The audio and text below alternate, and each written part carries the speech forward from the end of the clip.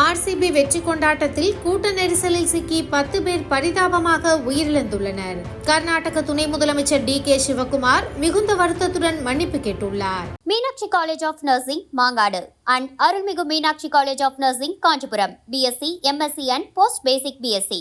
IPL தொடரில் நேற்று நடந்த போட்டியில் பஞ்சாப் அணியை வீழ்த்தி ஆர்சிபி அணி முதன்முறையாக கோப்பையை தட்டிச் சென்றது. 18 ஆண்டுகால ஐபிஎல் வரலாற்றில் ஆர்சிபி அணி முதன்முறையாக கோப்பையை கைப்பற்றியது கர்நாடகாவில் கொண்டாட்டமாக மாறியது. இதனால் ஆர்சிபி வீரர்களை பாராட்டும் விதமாக சின்னசாமி மைதானத்தில் பாராட்டு விழாவிற்கு கர்நாடக அரசு ஏற்பாடு செய்தது. இந்த விழாவில் கலந்து கொள்ள விராட் கோலி உள்ளிட்ட வீரர்கள் வந்ததால் அவர்களை பார்ப்பதற்காக கட்டுக்கடங்காத ரசிகர்கள் குவிந்தனர். இதில் கூட்ட நெரிசலில் சிக்கி 10க்கும் மேற்பட்டோர் பரிதாபமாக உயிரிழந்துள்ளனர்.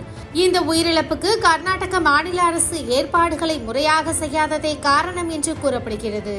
மேலும் கூட்ட நெரிசலில் சிக்கி பலரும் மயக்கமடைந்தும் மூச்சு திணறலுக்கு ஆளாகியும் உள்ள நிலையில் உயிரிழப்பு மேலும் அதிகரிக்கக்கூடும் என்ற அச்சம் நிலவுகிறது.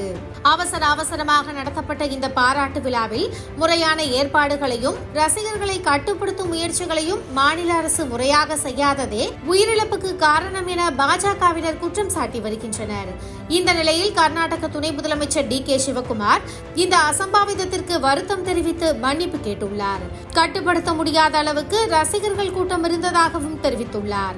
இந்த துயர சம்பவத்தால் முதலமைச்சர் சித்தராமையா தலைமையிலான காங்கிரஸ் அரசுக்கு எதிராக குரல்கள் எழுந்து வருகின்றன. Meenakshi college of nursing Mangadu and Arulmigu Meenakshi college of nursing Kanchipuram BSc, MSc and post basic BSc.